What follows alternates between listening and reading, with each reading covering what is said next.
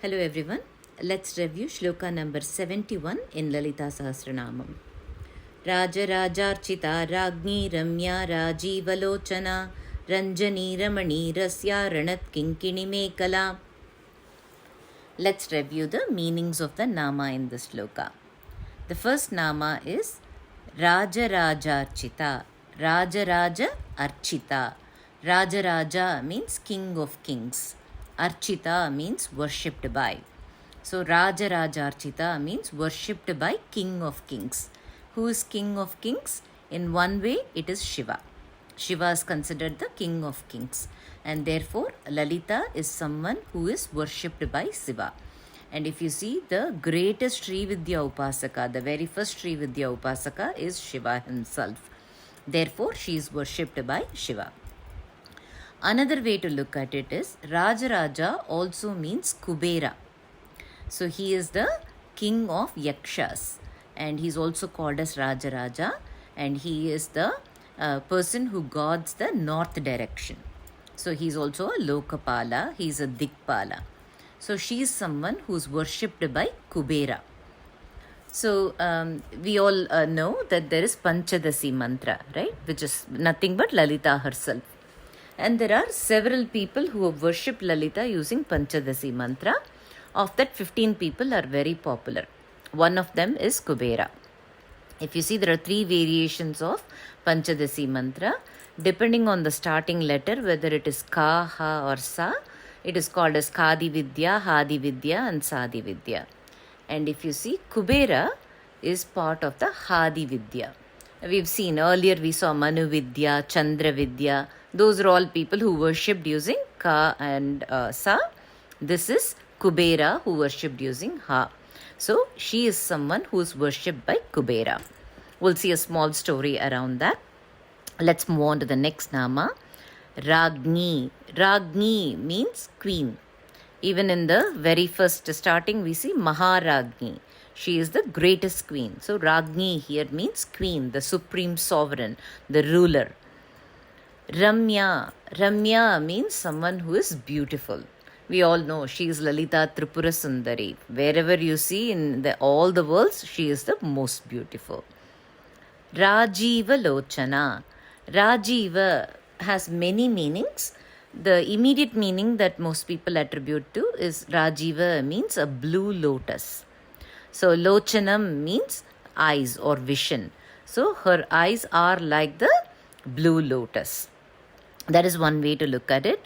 And we all know lotus is a symbol of enlightenment. So you can see that she has wise eyes. That is one thing. You can see her knowledge and enlightenment in her eyes. That's one way to interpret it.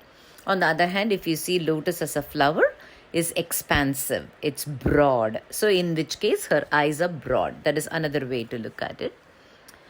Interestingly, Rājiva has also another meaning called elephant. And I think it also sometimes refers to deer, fish. There are so many other meanings to that. And we've seen all of this. Meenakshi, like the fish, without blinking, she's constantly watching for us.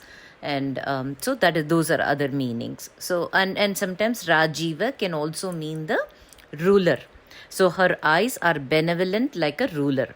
What does that mean? The ruler always wants to do good for his people.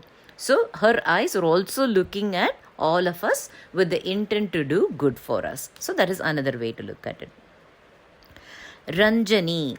Rañjanī is someone who is to be rejoiced. She is someone who is enjoyable. Ramaṇī. Ramaṇī means someone who is charming, who is bestowing us with joy, who is playful. Like a mom who plays with a child, she is playful.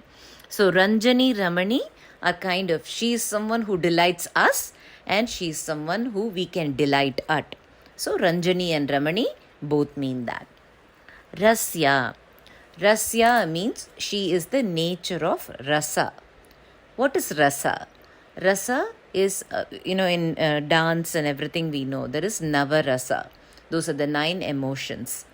So rasam is the emotions we feel or the joy we feel when there is unity of us and the divine. When we feel that bliss, That's called as rasa. And in dance, we always show, right? There are 9 rasas, different emotions. There is anger, there is hatred, there is fear, there is, love, Shringara rasa. And those are all different rasas. There are 9 rasas, and dancers usually portray all of that. So generally, these are all emotions that we can feel.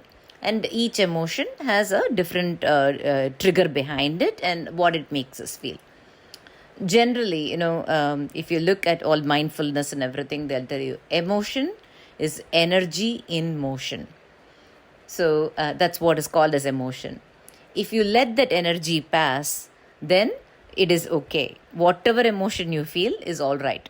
Whether it be fear, whether it be anger, it's okay as long as it passes. If you allow the energy to pass, energy in motion, if you just allow the energy to pass, it's okay. Where problems arise is when your mind gets engaged with that emotion. That's when it starts to create problems for us. So I think the whole thing about the rasa is to take a distance from those emotions and not engage with them and let them pass. So if you're able to create that distance with your emotion, then you can enjoy every emotion, right? And that's what that ultimate being is doing. When it is our life and when it's our emotion, we are not able to achieve that distance. Whereas for that ultimate reality, it is able to create that distance and it is observing it. So the most common emotion or the foundation of this universe is the Shringara rasa. Shringaram means the bliss you feel when you are in love with something. To be in love with something is to feel like you're part of it, to feel that that is part of you. And that is the essence of this entire universe. When we feel part of Lalita, when we feel Lalita as part of us, that is the Shringara rasa. That's why she is celebrating that Shringara rasa. And even when we talk about Shiva and Shakti, we talk about Shringaram. That's because the unity of Shiva and Shakti is the essence of this entire universe. Because that ultimate reality, when it's manifesting, the first step is to split into Shiva and Shakti. When Shiva and Shakti are united, it means it is that ultimate reality, which means everything is contained.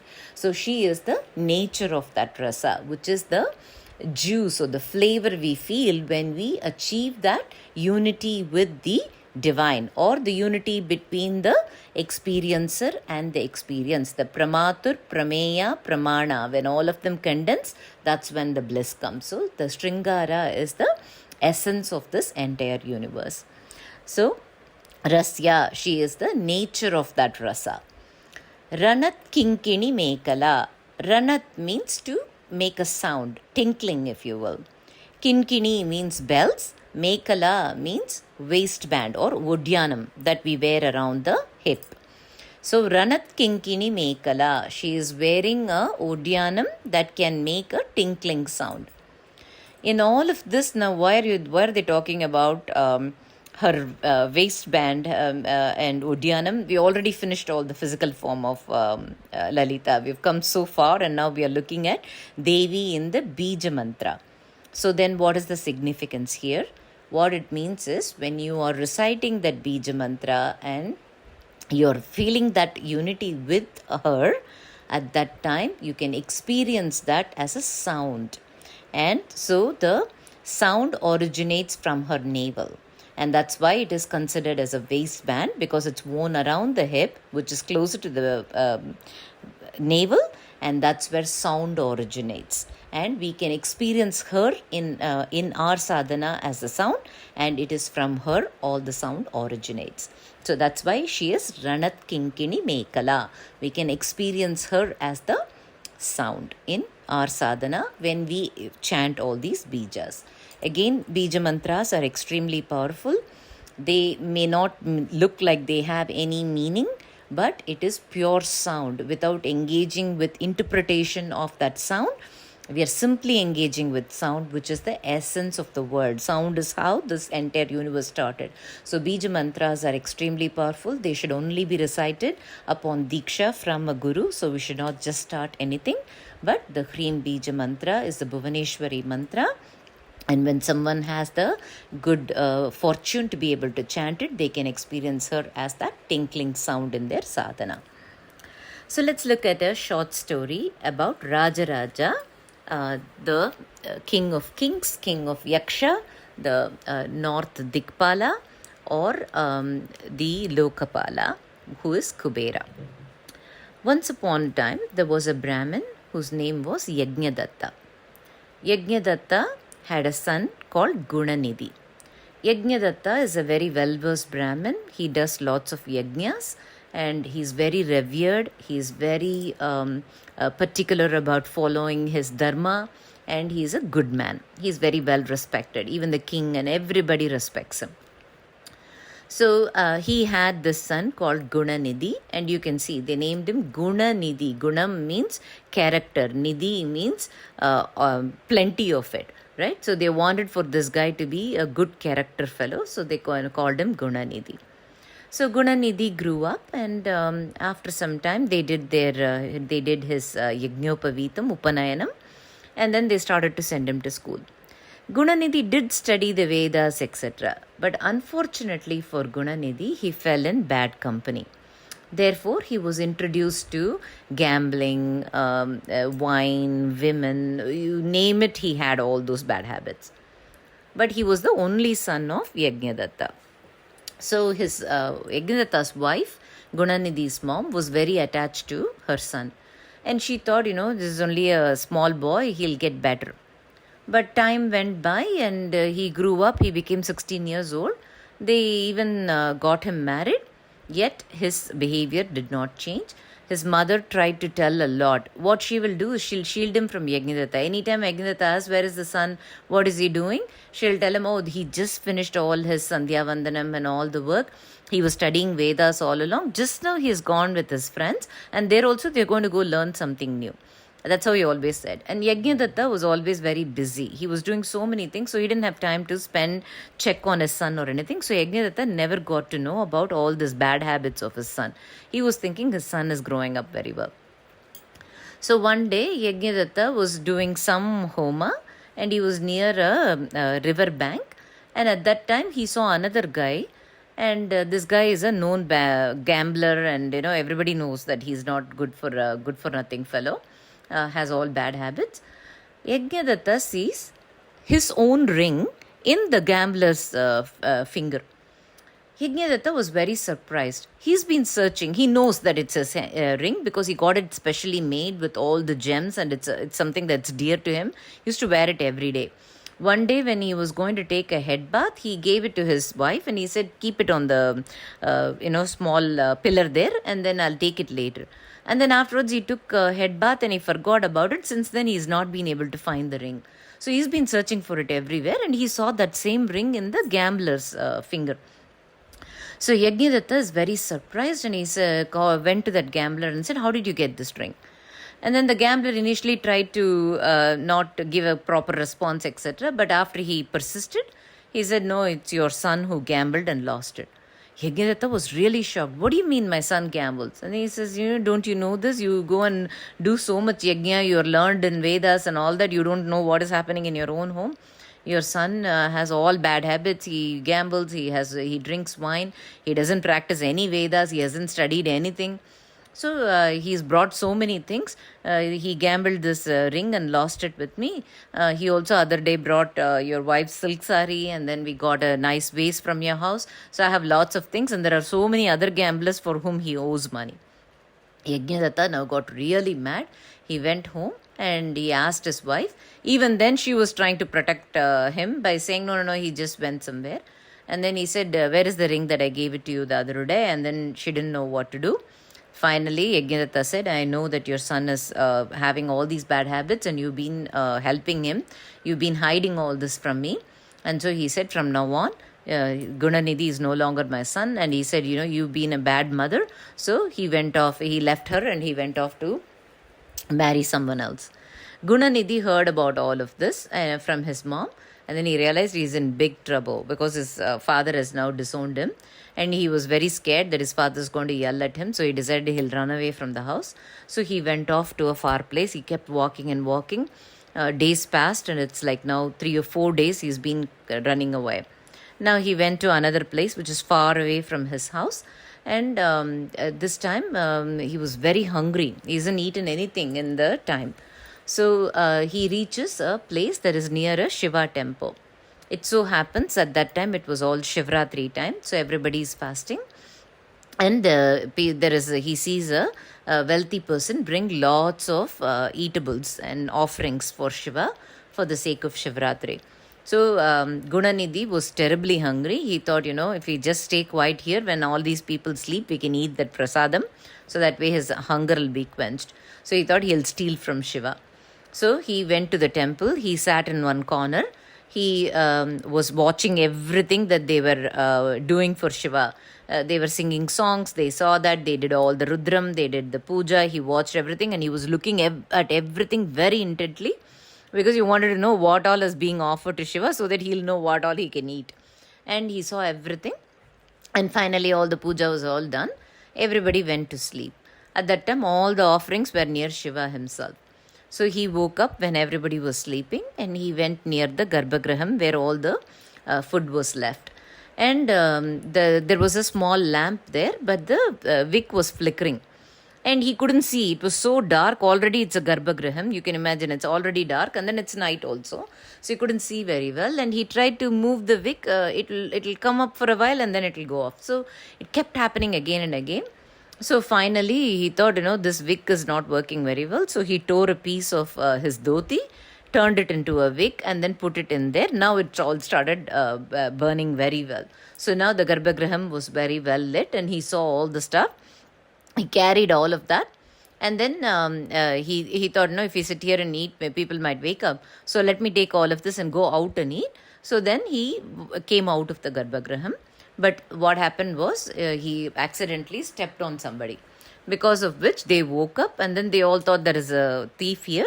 So everybody started beating him up. And he hadn't eaten for 4 days. He was already weak and he didn't have good habits and all that.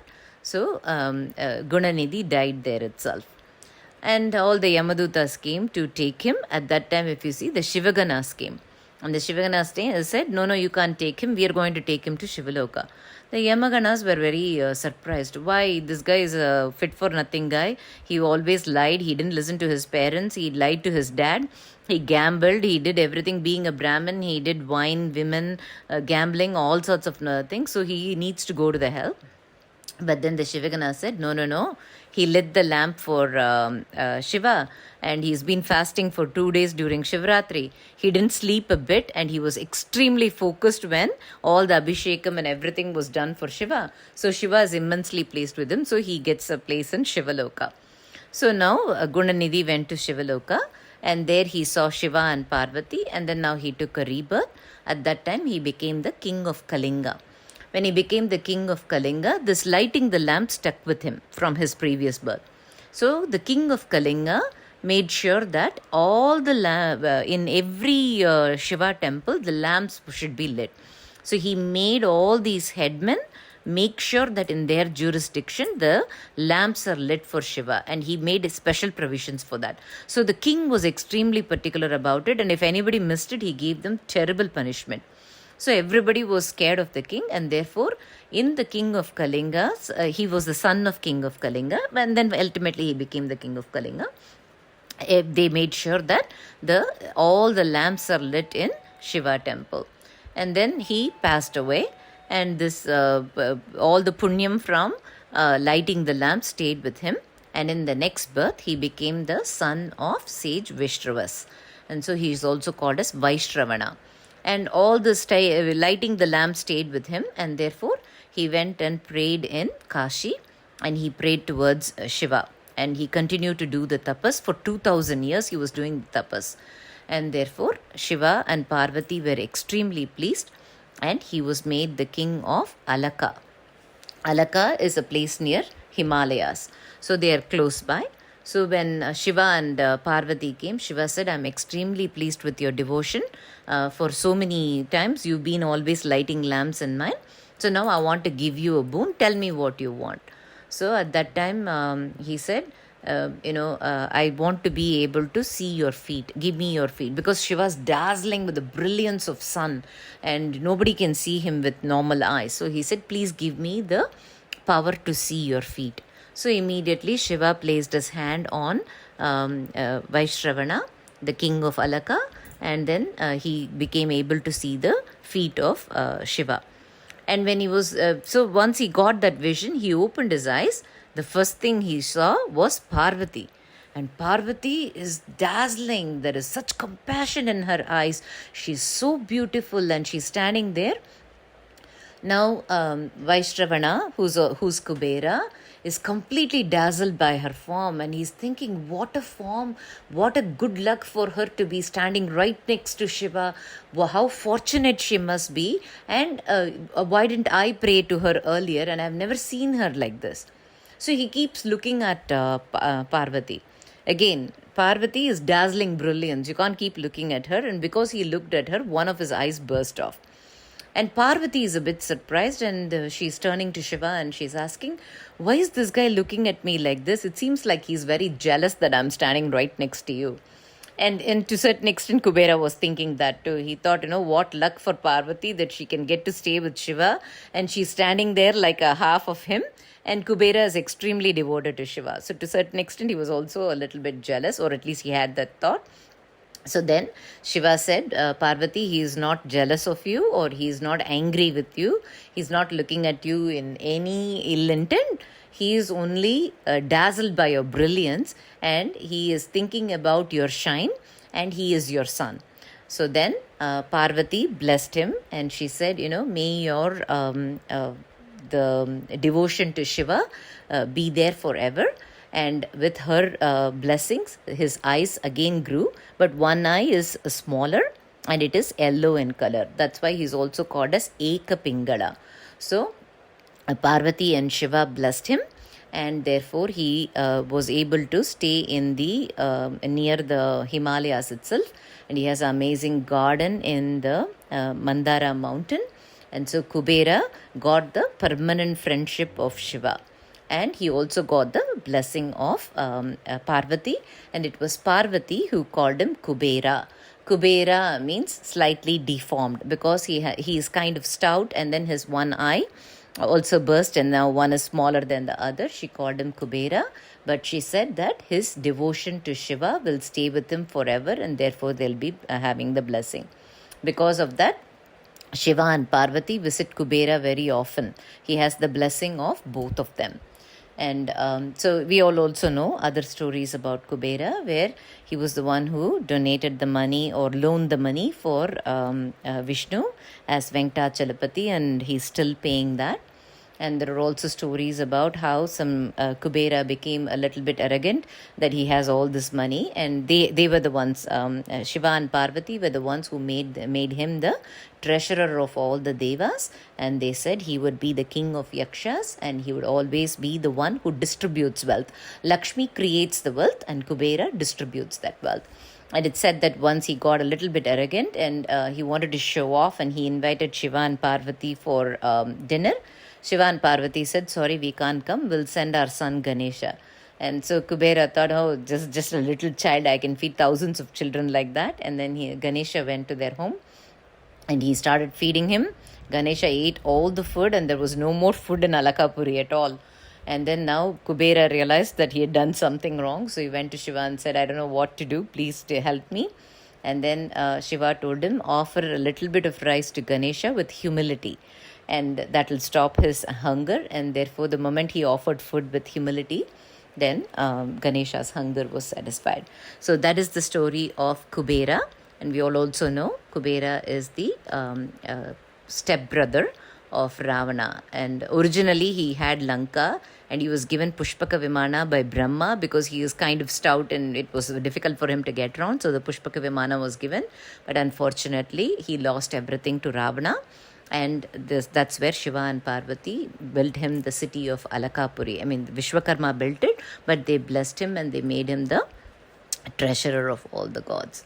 So that's a little bit about Kubera, who worshipped Shiva and Parvati and got their blessings. That's all for today. Thank you.